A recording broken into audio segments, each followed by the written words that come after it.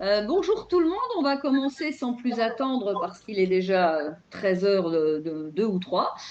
Donc bonjour et merci de vous connecter et de suivre cette visioconférence qui est, je vous le précise, enregistrée puisqu'elle pourra être visionnée par nos amis qui ne peuvent pas se rendre disponibles aujourd'hui et qui sont intéressés par le sujet. Je remercie Pierre-Antoine Tressos et le GHN. Tout le monde connaît le GHN. C'est donc notre syndicat qu'on peut remercier au passage parce que si notre TVA elle est ce qu'elle est, ben, c'est grâce au GHN qui a travaillé avec notre fédération depuis de nombreuses années pour que ben, nous puissions garder, enfin réobtenir, enfin voilà, le taux de TVA qui nous permet de survivre pour certains et voilà, d'avoir en tout cas une sérénité pour l'avenir.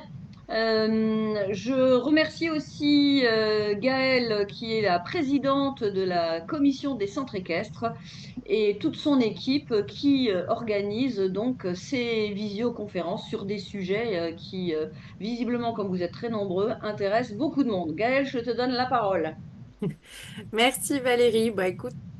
Écoutez, je pense que Valérie a déjà tout dit. Merci à Pierre-Antoine d'intervenir aujourd'hui. Et puis, on va le laisser faire la petite présentation. Ensuite, il y aura un temps pour des questions ou des demandes particulières. Voilà. Écoutez, bon visionnage à tous. Pierre-Antoine, je te laisse la parole. Eh bien, merci. Donc, bonjour à tous. Normalement, mon écran est en train d'arriver chez vous. C'est parfait. Donc, pour me représenter très rapidement, je suis Pierre-Antoine Tressos, responsable aujourd'hui du pôle syndical et formation du groupement hippique national. Et j'ai le plaisir d'intervenir devant vous aujourd'hui sur une thématique qui ne rentrera pas en une demi-heure, hein, je vous le dis tout de suite, mais en tout cas, c'est une problématique qui est assez large sur les assurances, enfin l'assurance et les droits et obligations des centres équestrés de leurs salariés. Donc on va essayer de faire un tour d'horizon des principales questions, en tout cas celles que j'ai pu identifier moi de mon côté, sur les assurances. Alors sachant que les assurances, c'est quand même un domaine vraiment très très large, donc on va essayer de balayer au maximum. Alors peut-être qu'à certains moments, je vais ouvrir quelques portes ouvertes que vous connaissez, parce que vous connaissez certains sujets, mais je pense que ce qui va être bien dans cette vidéo, c'est surtout la seconde partie avec les questions-réponses de tous. Sachant que je me suis mis un tout petit peu de pression. Alors c'est enregistré, je vais essayer de pas dire trop de bêtises. Je me suis mis un tout petit peu de pression. J'ai mangé mon sandwich avant la visio et j'ai pas mangé mon dessert. Je le mangerai que si j'ai mérité et si vous me donnez votre aval derrière. Donc on y va pour parler des assurances. Je vous mets rapidement le sommaire de ce que j'ai prévu. Alors il y a des sujets qu'on va balayer plus ou moins vite. Je pense qu'une des questions sur l'assurance qui vous concerne tous et qui amène le plus de questions, ça reste quand même la responsabilité civile professionnelle qui est un réel enjeu. Après, on va refaire des petits points précis sur les déclarations d'accident, les décharges d'assurance, parce que ça aussi, c'est un sujet qui revient assez fréquemment. Et on balayera un peu plus rapidement peut-être le reste, notamment sur les assurances qui sont obligatoires pour vous, celles qui sont accessoires. Et enfin, une partie aussi sur un domaine qu'on néglige un peu quand on parle d'assurance, mais tout ce qui va concerner la prévoyance et la mutuelle, que ce soit du salarié ou du dirigeant. Si ça vous va, on rentre tout de suite dans le vif du sujet. Alors, sur la thématique assurance pour les centres équestres et leurs salariés, on va évacuer déjà un point assez rapide mais c'est une question qui peut arriver assez souvent, c'est dans quelle mesure est-ce qu'un salarié d'un centre équestre est responsable de ses agissements au sein Alors, attention aux personnes qui sont en train de s'étouffer, n'hésitez pas à couper vos micros, que ce soit fait en toute discrétion. Donc la question des salariés, elle va être évacuée très simplement aujourd'hui. Un salarié, quand il est en situation de travail, quand il donne un cours, quand il encadre une randonnée, une balade ou qu'il coach en concours, tant qu'il est salarié, qu'il agit en tant que salarié, il ne sera pas responsable personnellement. Ça sera son employeur, l'entreprise qui l'emploie, qui va devenir responsable. Donc on peut évacuer un petit peu ce sujet-là. Et sur les questions de responsabilité civile, qui est vraiment le cœur de l'assurance chez nous. Je vais juste rappeler quelques petites notions de droit très rapides. On ne va pas s'embêter avec ça parce qu'on pourrait là aussi en parler des heures et des heures. Mais juste pour vous rappeler, le principe de la responsabilité civile, c'est que on est obligé de réparer un dommage, un préjudice que l'on causerait soit dans le cadre de l'exécution d'un contrat, soit au contraire dans le cadre de la violation de certaines de nos obligations. Et ça, c'est le Code civil qui, comme son nom l'indique bien, encadre la responsabilité civile avec des articles très classiques qui, sur le papier, sont très simples, dans la réalité un peu plus compliqué. Mais en gros, le principe de base, c'est l'article 1240 du Code civil qui nous le donne, c'est que tout fait quelconque de l'homme qui cause à autrui un dommage oblige celui par la faute duquel il est arrivé à le réparer. Et après, on a une déclinaison. Alors, j'ai mis quelques déclinaisons de ce principe qui nous intéresse plus directement, notamment avec le 1242, qui nous dit qu'on est responsable non seulement du dommage que l'on cause par son propre fait, donc moi qui commets une faute, je suis responsable, mais encore de celui qui est causé par le fait des personnes dont on doit répondre, ou des choses que l'on a sous sa garde. Donc là, ça nous concerne directement avec ce que je vous ai dit à titre liminaire sur les salariés. Les salariés rentrent dans le cadre de l'article 1242 du Code civil, c'est-à-dire que c'est l'employeur qui est responsable des faits de son salarié. La même chose pour les enfants mineurs et leurs parents, par exemple. Et enfin, on a aussi l'article 1243 qui nous concerne très directement, qui nous dit que le propriétaire d'un animal ou celui qui s'en sert, pendant qu'il en est à son usage, est responsable du dommage que l'animal a causé, soit que l'animal fût sous sa garde, soit qu'il fût égaré ou échappé. Alors parfois, la terminologie du Code civil peut paraître assez old-fashioned. C'est un article qui a dû être rédigé au tout début du Code civil, donc au 19e siècle, donc ça explique parfois que les mots employés sont un peu vieux jeu, mais en gros, sur les chevaux, ce qui va nous concerner, mais au même titre que pour les chiens, qui sont assez fréquents aussi dans les centres équestres, le propriétaire de l'animal est présumé être responsable des dommages que pourrait causer l'animal. On verra, enfin, on peut voir qu'après, il y a quand même des particularités, des exceptions, notamment le cheval d'un propriétaire qui vous est confié en pension. Il y a une notion de garde qui intervient et le propriétaire perd sa responsabilité quand elle est gardée par quelqu'un d'autre. Voilà. Alors attention à ce que je ne suis pas égocentrique, mais je pense qu'il y a des micros qui sont ouverts et qui brouillent un peu les pistes pour les autres. Daniel, si je peux me permettre, votre micro est ouvert, on entend tout ce qui se passe chez vous. Ce qui n'est pas très grave, mais ça peut faire des interférences. Merci. Donc voilà, sur la responsabilité civile, pour la balayer très, très rapidement. Dans le cadre de l'assurance, le code du sport dont on va dépendre tous autour de la table nous oblige à être assurés en responsabilité civile. Je vous lis rapidement l'article du code du sport qui le prévoit, l'article L321-1 du code du sport. Les associations, les sociétés et les fédérations sportives souscrivent pour l'exercice de leurs activités des garanties d'assurance couvrant leur responsabilité civile, celle de leurs préposés salariés ou bénévoles et celle des pratiquants du sport. Donc ça, c'est une obligation assez large. Vous êtes un établissement équestre, que vous soyez adhérent à la Fédération française d'équitation ou pas, mais bon, si vous êtes là aujourd'hui, c'est que vous l'êtes. Que vous soyez un centre équestre, un poney club, une écurie de pension, un centre de tourisme équestre, vous êtes tous concernés par cette réglementation-là. Il vous faut obligatoirement une responsabilité civile. En plus de ça, un petit rappel qui ne fait jamais de mal, quand vous avez un contrat d'assurance en responsabilité civile, vous en avez une attestation, l'attestation qui peut être soit directement demandée à votre assureur ou imprimée sur votre espace assuré. Et donc, cette attestation d'assurance doit être affichée à la ville. Alors là, on est carrément en soirée disco avec Boris. Il va falloir couper le retour. Donc, vous êtes dans l'obligation d'afficher votre attestation d'assurance en responsabilité civile dans un lieu qui sera visible de l'ensemble de votre clientèle, même de vos visiteurs. Et alors là-dessus, vous n'allez pas trop avoir à vous en faire parce que les assureurs sont au courant, mais il y a des mentions obligatoires sur votre attestation d'assurance qui sont listées sur le diapo. Je ne l'ai pas précisé, mais Gaël, je t'enverrai le diapo pour que tu puisses éventuellement le redistribuer derrière pour ceux qui n'auraient pas envie de revoir intégralement la vision.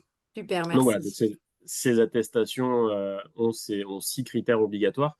Petite parenthèse aussi, pour ceux qui seraient concernés par l'organisation de séjours sportifs ou séjours de vacances dans le cadre de jeunesse et sport, vous avez également une obligation d'afficher une attestation d'assurance qui sera un tout petit peu différente puisqu'elle concernera bien l'organisation de séjour, qui reprend peu ou prou les mêmes éléments. Voilà, seulement que sur les activités qui sont couvertes notamment, on aura la spécificité des séjours de vacances. Alors, petit point de vigilance, la responsabilité civile. Donc, autour de la table, en principe, sauf grosse surprise, vous avez tous, en tout cas, ceux qui sont concernés, vous avez tous votre assurance en responsabilité civile.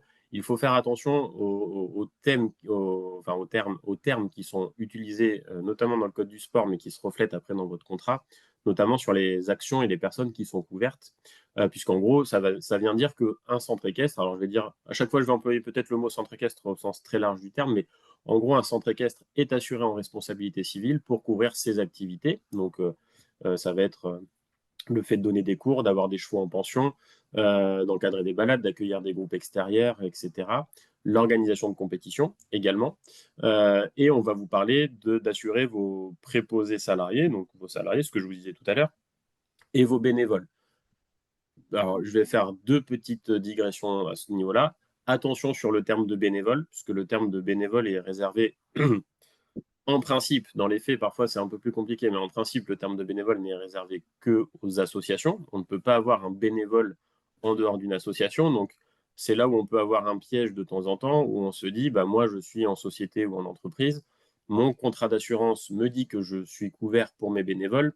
Sauf que c'est quand on a un problème et qu'on veut solliciter son assurance qu'on va se rendre compte qu'au final, certes, le terme de bénévole est bien prévu, mais l'assurance pourrait vous dire, bah oui, mais vous n'avez pas de bénévole, légalement, vous ne pouvez pas en avoir, donc même si c'est indiqué dans votre contrat, c'est pas certain que l'on puisse faire fonctionner une assurance pour couvrir un dégât qu'aurait causé un bénévole à des pratiquants ou à du public, à des spectateurs, à des passants. Ça, c'était pour la première digression. Deuxième digression, dont on a parlé alors là en off juste avant le début de la réunion, on voudrait vous sensibiliser sur le fait qu'aujourd'hui, on a eu des cas où des organisateurs de concours délèguent, entre guillemets, de façon très limite, l'organisation de concours. En fait, c'est même pas qu'ils délèguent, c'est que un organisateur qu'on va appeler le centre équestre A va se porter organisateur d'un concours, le déclarer sur la DUC auprès de la FFE, va gérer, du coup, va profiter de son compte organisateur pour gérer les engagements, etc. Et en fait, dans les faits, c'est le centre équestre B qui va réellement organiser le concours. Alors, cette pratique, elle peut s'entendre parce que, par exemple, le centre équestre B n'a pas de compte FFE. C'est la principale raison, ou parfois on essaye de détourner une réglementation qui nous aurait interdit d'organiser des concours. Là-dessus, je voulais vous mettre en garde sur le fait que ce montage-là peut ouvrir des grosses problématiques au niveau des assurances, puisque officiellement, c'est un centre équestre A qui est l'organisateur, donc avec toutes les responsabilités que ça peut causer, et dans les faits, c'est le centre équestre B qui accueille les chevaux, qui monte le parcours, qui gère les bénévoles de jury, etc. Là, en gros, pour simplifier le propos, un centre équestre qui, dans les faits, organisera un concours alors que officiellement c'est pas lui qui l'organise, au-delà de toutes les sanctions que ça pourrait impliquer sur le volet administratif, sur la déclaration des lieux de détention, sur le fait d'avoir un vétérinaire sanitaire, etc., ça pose également un très gros problème de responsabilité civile où, alors, dans le meilleur des cas, le centre équestre B qui organise sur le terrain est quand même assuré, donc ça, ce serait un moindre mal, mais son contrat d'assurance pourrait ne pas prévoir l'organisation de concours ou pourrait mal le prévoir. Et donc, le risque pour le centre équestre B, c'est de se retrouver face à un dommage qui aurait été créé sur la piste, par exemple, un cavalier qui chute parce que le matériel d'obstacle n'était pas aux normes. Un exemple très bête, un cheval fait un panache, il n'y a pas de fiche de sécurité sur l'Auxerre. l'organisateur peut être directement responsable. Si l'activité n'était pas prévue dans son contrat d'assurance, s'il y a eu des détournements de la réglementation pour organiser ce concours de façon officieuse, etc., son assureur pourrait très bien dire, écoutez, moi, je ne vous prends pas en charge le dommage que vous avez créé, vous allez devoir le payer de votre poche.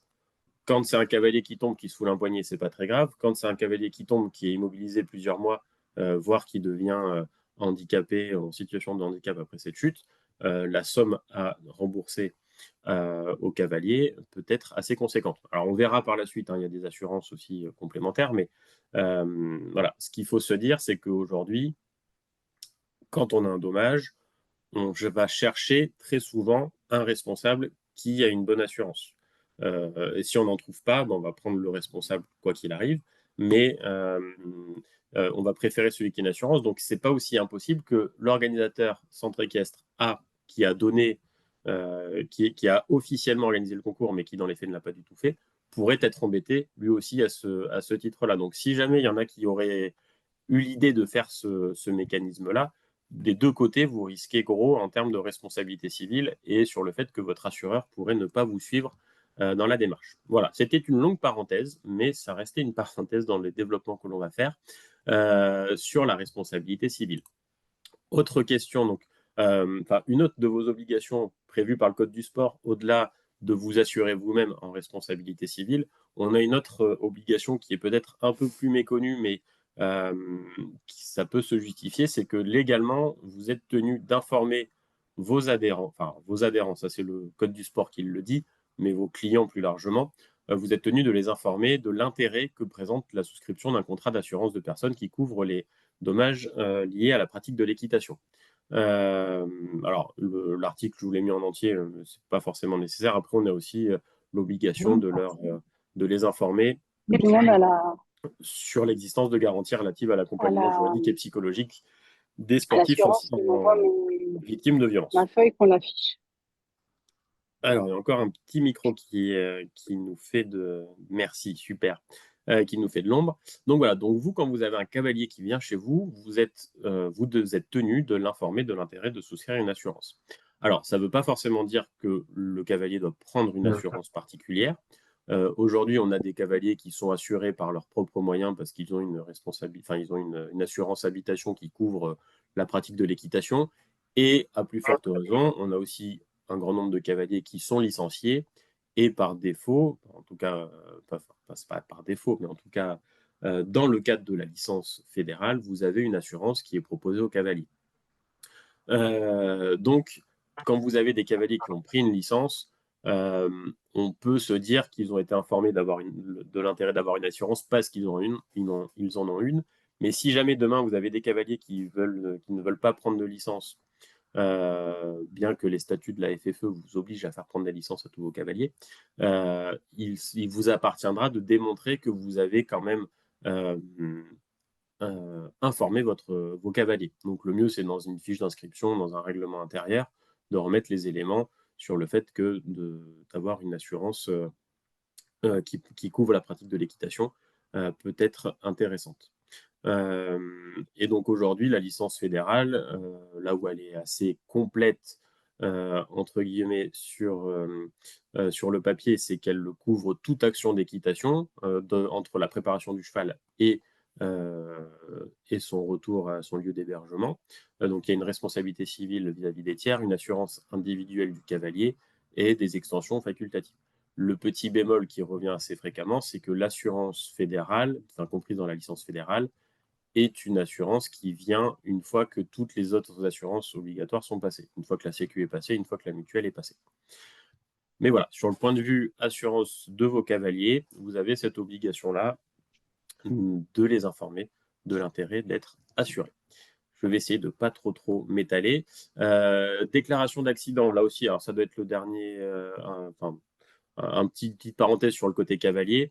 Déclarer un accident auprès de son assureur, c'est quelque chose quand même de très important. Alors, aujourd'hui, la question qui peut se dire, c'est à partir de quel niveau d'accident je dois le déclarer auprès de l'assurance. Dès que vous avez un cavalier qui vient, ou un visiteur, un spectateur qui vient et qui subit un dommage qui pourrait entraîner soit une incapacité de travail, un arrêt de travail, des frais médicaux derrière, il convient de le déclarer à son assureur. D'une part, de votre côté, ça vous permet d'informer votre assureur pour qu'il puisse vous dire si oui ou non il prendrait en charge le dommage, de vous dire s'il y a lieu de se retourner contre une autre personne qui aurait participé au dommage, voire la victime si jamais elle a commis des fautes qui priveraient d'une partie de votre responsabilité. Votre assureur vous informera aussi sur la franchise, les recours qui peuvent être menés. Vous avez également une obligation légale qui n'a pas forcément en lien avec l'assurance, mais dont on peut parler rapidement, puisque ça rentre dans la diapo, ça tombe bien, c'est moi qui l'ai fait. Vous avez aussi une obligation de déclarer les accidents graves. Alors, vous rajouterez vous-même le S à grave, mais on va dire qu'il y est, auprès de la préfecture. Donc, aujourd'hui, c'est les services de la DDPP, de la DD CSPP. Donc, c'est tout accident grave ou toute situation présentant ou ayant présenté des risques graves par leur probabilité et leurs conséquences. Alors, la définition de l'accident grave, c'est les accidents mortels ou qui pourraient avoir des conséquences sur la santé de la victime à long terme. Ce n'est pas forcément quelque chose de très précis, mais en gros, à partir du moment où vous avez un cavalier qui tombe, qui perd connaissance, qui part avec les pompiers, etc., ça peut valoir le coup de le déclarer. Ça n'a pas forcément de conséquences immédiates. Ça peut alerter la préfecture si jamais vous déclarez un accident grave toutes les semaines. Il se peut que vous ayez un contrôle fréquemment. Par contre, si vous en déclarez un ou deux par an, ça sera sans grande conséquence. Et ensuite, le cavalier peut également lui déclarer un accident qu'il aurait subi, ne serait-ce que pour faire jouer ses assurances personnelles, sa mutuelle, son assurance perso, et in fine l'assurance de la licence, et de connaître les recours qui sont possibles. Et en règle générale, ce qu'il se passe quand il y a un accident, où on fait intervenir les deux assureurs, celui du centre équestre et celui du cavalier, c'est que les deux assureurs vont se mettre en relation et en général vont se mettre d'accord pour savoir quelle est la partie à indemniser par quel assureur. Et si jamais les deux assureurs se renvoient la balle en se disant que ce n'est pas le centre équestre qui est responsable ou ce n'est pas le cavalier qui est responsable, si on est dans une situation qui est bloquée, on aura une saisine du tribunal judiciaire pour déterminer quelles sont les responsabilités en cause. Je passe avec un dernier sujet sur la responsabilité civile, mais qui revient très fréquemment, en tout cas nous, sur les questions qu'on peut avoir au GHN, c'est l'intérêt et l'utilité d'avoir des décharges de responsabilité. Donc la décharge de responsabilité, aujourd'hui, c'est un texte qui permettrait à un établissement équestre de faire renoncer à un client la possibilité d'engager sa responsabilité en cas de dommage, que ce soit corporel ou matériel. Un exemple très bête, une décharge qui interdirait au cavalier de se retourner contre le centre équestre en cas d'une chute de cheval durant un cours d'équitation. Ça serait une décharge qu'on peut imaginer. Je dis attention, je ne dis pas qu'elle serait valable, loin de là. Et dans les décharges les plus courantes qu'on peut voir nous passer, ou en tout cas sur les questions qu'on peut avoir, c'est une décharge sur le port du casque, sur le vol de matériel, sur la blessure du cheval en pension, etc. etc. Aujourd'hui, et au risque d'en décevoir quelques-uns, une décharge de responsabilité a une valeur juridique qui est quasiment nulle. On verra un tout petit peu plus tard, mais pas très loin parce que je vais accélérer un tout petit peu. On a un cas où la décharge de responsabilité a été reconnue comme efficace, mais en gros, le principe est que toute personne a le droit à saisir la justice et qu'aujourd'hui, on ne pourrait pas interdire à un client de se retourner contre nous si jamais on devait être responsable. Une décharge de responsabilité ne fonctionnerait en gros que dans les cas où de toute façon vous n'auriez pas été responsable. Donc aujourd'hui, de faire une décharge de responsabilité, de faire signer une décharge de responsabilité à ses clients, juridiquement, ça ne sera pas d'une grande valeur. Pour autant, ça peut quand même permettre certaines choses, ça peut avoir des avantages. Non, par exemple, de rappeler que l'activité ou que la prestation qui est proposée peut présenter un risque et de éventuellement détailler ces risques-là et de certifier que le client a eu connaissance de ces informations-là. Je n'ai pas forcément un exemple très précis, mais si demain vous partez faire du saut à l'élastique, on va vous dire que si vous avez un risque cardiaque, il vaut mieux pas le faire. C'est pas tout à fait une décharge de responsabilité, mais en tout cas, on vous a alerté. Et après, ça permet de montrer que si l'organisateur du sol élastique n'avait pas connaissance des malaises cardiaques de ses clients, en tout cas, le client pouvait, lui, agir en connaissance de cause et, ce sachant cardiaque, ne pas faire de saut élastique. Pour un exemple qui n'est pas dans notre filière. Après, dans les centres équestres, on pourrait trouver plein d'autres exemples. Donc aujourd'hui, notamment, c'est le cas sur le port du casque. C'est une question que j'ai très souvent de me dire, bah, voilà, j'ai des propriétaires très souvent qui ne veulent pas mettre de casque ou en tout cas qui ne le mettent pas tout le temps. Est-ce que je peux leur faire signer une décharge disant qu'ils ont été informés de l'intérêt de porter un casque et qu'ils le refusent?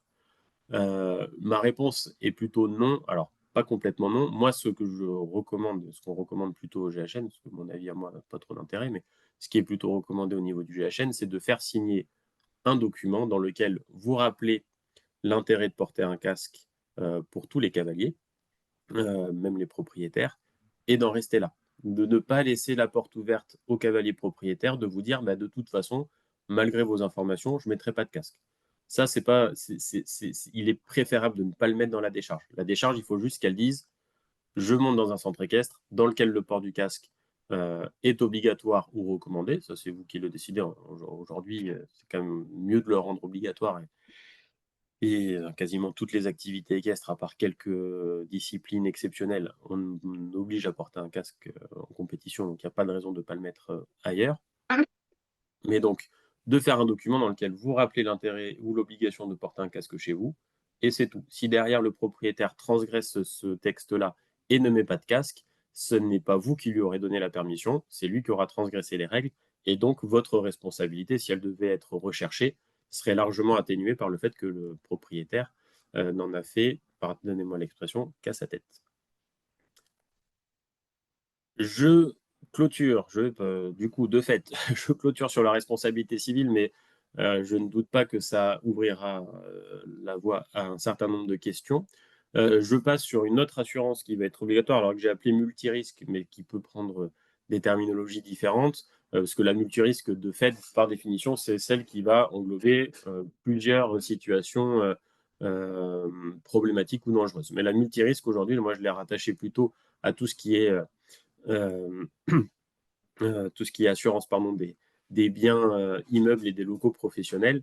Donc, biens immeubles, ça va au-delà des bâtiments, ça peut être les terres également. Et là, on va s'assurer pour tous les risques liés à l'incendie, l'explosion, le dégât des eaux, catastrophes naturelles, vandalisme, bris-de-glace, etc., etc. Tout dépend de ce que vous propose votre assureur, tout dépend de ce que vous voulez intégrer également dans votre assurance. Alors ça peut être un leitmotiv de tout le développement, c'est de bien faire toujours attention quand vous signez un contrat d'assurance, même si c'est écrit de façon à ce qu'on n'ait pas du tout envie de le lire, mais de bien lire toutes les lignes, toutes les petites lignes, de savoir pourquoi on est assuré et qu'est-ce qu'on paye, ne serait-ce que pour ne pas payer des assurances pour rien. Si vous n'avez pas de glace chez vous, ne prenez pas une assurance bris de glace, par exemple. Et un petit focus rapide sur la catastrophe naturelle. Parce que la catastrophe naturelle, souvent on en parle aux informations et on parle des indemnisations en catastrophe naturelle, etc. C'est pas parce qu'on est assuré en catastrophe naturelle qu'on va forcément avoir une indemnisation dès qu'il y a un événement climatique particulier. Il y a des conséquences, il y a des conditions légales à remplir. Alors, d'une part, il faut être assuré, mais après, il faut que le gouvernement ait reconnu un état de catastrophe naturelle pour une zone particulière, que la mairie ait fait la demande d'être rattachée à cette demande de zonage de catastrophe naturelle. Et après, vous avez 30 jours pour déclarer le sinistre à votre assureur. Et juste un point important qui parfois peut sembler étonnant, les tempêtes aujourd'hui ne sont pas inclus dans les dispositifs de catastrophe naturelle. Les conséquences des tempêtes peuvent l'être. S'il y a des tempêtes qui ont eu pour conséquence des inondations, des coulées de boue ou d'autres conséquences, elles peuvent être retenues en catastrophe naturelle. Mais si votre toiture demain est arrachée par une tempête, n'attendez pas, même si dans les journaux vous allez entendre parler de catastrophe naturelle, n'attendez pas à ce que vous soyez indemnisé à ce titre-là. Une autre assurance obligatoire, sans forcément trop de liens, vous avez bien compris que je n'ai pas hyper bien bossé mes transitions, mais ce n'est pas très très grave, c'est l'obligation d'assurer vos véhicules. Alors là-dessus, je vous ai remis, qu'est-ce que je vous ai remis? Je vous ai remis le code de la route qui cite le code des assurances, où on vous dit que tous les véhicules sont doivent être assurés pour pouvoir rouler. Alors là-dessus, il faut être vigilant peut-être à 2 points. Aujourd'hui, la définition d'un véhicule, elle est très large. Alors, parce qu'on parle de véhicules terrestres à moteur, et à vrai dire, ce sont les véhicules automoteurs, donc les voitures, les camions, etc., qui sont destinés à circuler sur le sol et qui peuvent être actionnés par une force mécanique sans être liés à une voie ferrée. Donc on exclut le train, ainsi que toute remorque, même non attelée. Donc vos vans également doivent être assurés. Vos trottinettes doivent l'être aussi. Les vélos, non, parce que ce ne sont pas des véhicules terrestres à moteur, donc il n'y a pas d'obligation de les assurer, mais tout ce qui va être Si, électrique. les vélos électriques, pardon. Mais moi, je suis encore à l'ancienne, je vais au travail en vélo pas électrique. Donc, merci pour cette précision, qui est tout à fait vraie. Donc, tout ce qui est camion, voiture, tracteur, quad, et tout ce qui a un moteur et qui roule, et tout ce qui peut être attelé, doit être assuré. Du coup, j'en profite de parler des véhicules pour vous parler justement de la seule décharge qui aujourd'hui, à notre connaissance, a réellement été efficace. C'est la décharge de transport. Enfin, la justice a déjà validé une décharge de responsabilité dans le cadre de transport. Alors, la décharge qui avait été validée répondait à quelques obligations, pardon, notamment de prendre en compte un article du Code rural et de la pêche, qui est l'article D212-78, qui précise les montants d'indemnisation maximale pour le transport d'un animal. Alors là, forcément, je vous ai mis les exemples pour les équidés, mais tous les animaux, enfin une grande partie des animaux que l'on transporte sont prévus dans cet article et son annexe. Mais aujourd'hui, dans le Code rural, un cheval qui subit un dommage dans le cadre d'un transport est légalement indemnisable à hauteur de 1 600 euros. Donc, vous voyez que ce n'est pas excessif. Enfin, du coup, ça ne couvre pas la valeur du cheval, c'est plutôt ça que je voulais dire. Et 810 euros pour un poney ou un poulain. On a un arrêt de cour d'appel qui vient préciser la validité de cette décharge. Et on a également l'intérêt il faudrait inscrire l'intérêt de proposer une assurance complémentaire au propriétaire du cheval. Là, bien sûr, quand je parle de décharge de transport, c'est pour le propriétaire. Les chevaux vos propres chevaux que vous transportez vous-même, vous n'allez pas vous faire une décharge, ça n'a pas de sens. Et donc, de bien faire comprendre l'intérêt pour le propriétaire, s'il ne l'a pas déjà, de souscrire une assurance qui couvrirait les dommages qui peuvent être provoqués au cheval dans le cadre d'un transport. Et notamment, ne serait-ce que pour aller au-delà de ce qui est prévu par la loi en termes d'indemnisation. Alors, il y aura toujours des limites à cette décharge-là. Hein. Si vous transportez un camion avec des chevaux de propriétaire et que vous roulez à 150 sur l'autoroute, la décharge risque de ne pas fonctionner. Ou si vous signez une décharge qui porte sur un véhicule et que vous changez de véhicule pour mettre les chevaux, ça peut également changer. Mais voilà, c'est la seule décharge qui peut être intéressante. Je ne vous l'ai pas précisé, mais parce que je ne vais pas en avoir beaucoup, mais quand je vous parle de certains documents, notamment la décharge de transport, nous, au niveau du GHN, pour nos adhérents, ce sont des documents que l'on peut proposer en téléchargement libre sur notre site. Je balaye très rapidement les assurances accessoires que l'on peut avoir pour que vous ayez un tour d'horizon, parce que en gros, aujourd'hui, on peut presque s'assurer pour, j'allais dire, tout et n'importe quoi. On ne s'assure pas pour n'importe quoi, mais on peut s'assurer pour tout. On peut avoir des assurances complémentaires, notamment sur la responsabilité civile du dirigeant ou des mandataires sociaux. Alors là, au-delà de la responsabilité civile professionnelle, c'est plutôt sur les actes liés à la société, où on peut éventuellement s'assurer contre des j'allais dire des malversations, ce n'est pas forcément le cas, mais des erreurs de gestion qui sont faites par son dirigeant, alors par le dirigeant d'une société où il y a des associés, etc., ou par les mandataires sociaux qui feraient que la société serait mise en péril. On peut avoir une assurance pour ses prairies, pour ses récoltes, si jamais vous faites un peu de culture. L'assurance mortalité des animaux, bien sûr, une assurance contre la grêle, contre une assurance cyberprotection contre les cyberattaques. Si demain vous subissez une attaque sur votre site internet et que vous perdez tout votre outil de communication, vous pouvez avoir une assurance là-dessus aussi, etc., etc. Sur les assurances accessoires, ce que je voulais surtout vous dire, c'est de faire attention, ce que je vous ai déjà dit un petit peu tout à l'heure, de faire attention à ne pas vous surassurer, d'avoir trop d'assurance qui serait qui viendrait prendre en charge des dommages qui sont déjà couverts par d'autres assurances, et de toujours faire attention à demander bien toutes les conditions de mise en œuvre des assurances, parce que parfois on peut avoir une très belle assurance, je dis n'importe quoi, l'assurance prairie, de dire bah voilà, si demain ma prairie ne m'a pas permis, suite à des aléas climatiques, de nourrir mes chevaux correctement, et que j'ai dû ajouter du foin alors que d'habitude je ne le fais pas, tous les aléas climatiques seront peut-être pas pris en charge par l'assurance prairie.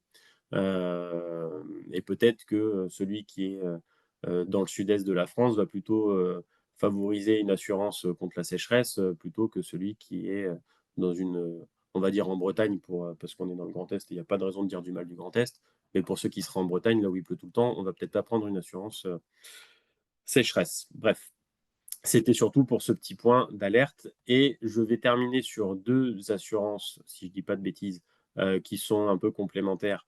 Enfin, qui ne sont pas complémentaires, mais qui sont plutôt personnelles pour le coup. C'est l'assurance du dirigeant et l'assurance des salariés. Assurance du dirigeant, parce qu'aujourd'hui, c'est quelque chose auquel on ne pense pas tout le temps, ou en tout cas quand on n'y a pas été confronté, peut-être que ce n'est pas ce qui nous vient en premier. C'est de prendre, en tant que dirigeant, notamment non salarié, une assurance pour se prémunir d'un risque de maladie, de blessure, d'accident du travail, d'arrêt de travail, etc. Je vous ai mis, alors aujourd'hui, un exploitant agricole est couvert par la MSA, l'AMEXA, mais je vous ai mis les montants auxquels vous pouvez prétendre, et vous voyez bien que c'est pas terrible, puisque vous êtes indemnisé, si vous avez moins un mois d'arrêt, vous êtes indemnisé à hauteur de 25 euros par jour, ce qui n'est pas suffisant pour embaucher un remplaçant, et ce qui n'est pas suffisant pour s'assurer de pouvoir vivre au quotidien. Donc là-dessus, pour tous les dirigeants qui sont autour de la table, de faire attention de euh, contacter des assureurs pour avoir une mutuelle pour couvrir vos frais de santé, une prévoyance pour couvrir les cas où vous seriez victime d'un accident qui vous qui vous empêche de travailler, voire un accident mortel, pour pour permettre à votre famille aussi de ne pas se retrouver démunie du jour au lendemain. Une assurance pour la retraite, parce que je ne vais pas vous faire de discours sur ça, mais vous savez très bien que les retraites agricoles, sont pas faramineuses. Et il y a aussi une assurance qui existe qui s'appelle l'assurance homme-clé, qui est un peu l'équivalent d'une prévoyance. Là aussi, il faut faire attention dans vos contrats d'assurance, mais l'assurance homme-clé, en gros, demain, vous êtes la clé de voûte de votre entreprise, ce qui est le cas dans beaucoup de centres caisses, on a une personne qui est vraiment la clé de voûte. Il vous arrive un pépin, on peut faire fonctionner cette assurance homme-clé pour essayer de préserver la survie du centre équestre, trouver un remplaçant, permettre d'organiser, s'il y a un cas grave, la succession derrière, etc., etc. Et pour les salariés, juste un petit rappel, ou pas d'ailleurs, mais donc ça, on est toujours dans le cadre de l'assurance. Les salariés que vous avez chez vous, depuis 2016, vous avez l'obligation de leur proposer une mutuelle d'entreprise, et depuis 2017, vous avez une obligation de leur proposer une prévoyance d'entreprise aussi. Alors là, ça concerne surtout les salariés non cadres, puisque les salariés cadres, il y avait déjà une obligation de les affilier à un régime spécifique. Petite précision sur la mutuelle. Aujourd'hui, on a une obligation, donc on a un socle de garantie qui est prévu par la convention collective. On a une participation de l'employeur qui est au minimum de 50%. Et la mutuelle, on a des cas de dispense qui permettent à un salarié de ne pas la prendre, notamment parce qu'il est déjà couvert par une autre assurance ou parce que c'est un contrat court. Et à côté, on a la prévoyance décès ou incapacité, invalidité, où là, on a une participation de l'employeur qui est de 30% au minimum, et qui est obligatoire sans aucun cas de dispense. Je vous ai mis un petit logo en haut à droite de la diapo de l'ABGIS, qui est aujourd'hui l'organisme de mutuelle et de prévoyance non cadre recommandé par la Convention collective des centres équestres. Et je vous promets que je n'ai plus qu'une seule diapo Et non, j'ai 2 diapos. Alors, je vous promets rien. Juste un point aussi rapide sur résilier une assurance, parce que c'est une question qui arrive assez fréquemment, de savoir comment on peut résilier une assurance. Alors, en général, classiquement, on peut résilier au moment de la date anniversaire du contrat, avec alors, il faudra faire attention sur le délai de préavis avant la résiliation, parce que même si on a une date anniversaire, souvent, on va nous dire de résilier 2 mois ou 3 mois avant la date d'anniversaire. Sinon, on repart sur un contrat en tacite reconduction et de faire attention à la forme de la résiliation. Très souvent, ça reste quand même un courrier recommandé qui va être demandé. Sauf dans les cas particuliers, en fin d'activité, etc., où de fait, la résiliation sera causée, entre guillemets, par la fin de l'activité. Et on peut avoir des cas aussi un peu piégeux dans lesquels c'est l'assureur qui va résilier notre contrat d'assurance. Alors là aussi, il ne va pas le faire du jour au lendemain. En général, il vous prévient suffisamment à l'avance. Sur des cas classiques, c'est parce que vous n'avez pas payé votre prime d'assurance, on ne vous assure pas gratuitement, soit parce que vous avez aggravé les risques qui sont couverts, parce que vous avez créé des nouvelles activités qui n'étaient pas du tout prévues au contrat et qui sont plus dangereuses que ce que vous faites. Si vous avez fait des fausses déclarations auprès de l'assurance, parce que vous aviez dit que vous aviez que 10 chevaux alors que vous en avez 150, que vous aviez que 20 cavaliers alors que vous en avez 500, etc., etc. Forcément, la prime d'assurance n'est pas la même. Et en cas de sinistre, ça aussi, c'est un point de vigilance que vous devez quand même avoir. Si vous déclarez trop de sinistres à votre assurance, votre assurance peut décider de rompre votre contrat. Et là où il faut être particulièrement vigilant, c'est que souvent, on peut ouvrir un sinistre auprès de l'assurance, mais ce qu'il faut penser à faire, c'est à clôturer le sinistre. Une fois que on a terminé de régler ou que le cavalier blessé n'a pas souhaité faire jouer votre assurance, etc. Si vous avez déclaré le sinistre, pensez à le fermer parce que sinon votre assureur croit qu'il est toujours en cours. Et on a eu des cas de centres équestres qui ont été résiliés parce qu'il y avait un trop grand nombre de sinistres ouverts alors que derrière, ils n'avaient pas eu de conséquences et qu'ils n'avaient pas été fermés. Et vraiment, toute dernière diapo, et j'avais demandé à Gaëlle si je pouvais faire un tout petit peu de pub, elle m'avait dit oui, donc j'en fais très vite.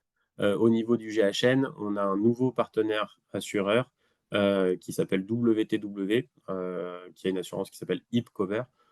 Ça c'est pas forcément très parlant, mais WTW, c'était Grâce à Voix par le passé, qui est très connu dans la filière course, qui est un peu moins dans les centres équestres. Et donc, depuis le 1er septembre, WTW propose aux adhérents du GHN 2 contrats d'assurance, une multirisque centre équestre, donc pour tous vos bâtiments ou vos immeubles, et une responsabilité civile professionnelle. Je vous laisse les tarifs rapidement sous les yeux, sachant que ça, c'est les tarifs d'option standard, mais je pense qu'on va avoir bien assez de questions, parce que je vois que le chat s'anime. Donc voilà, j'ai fini de dire ce que je voulais vous dire.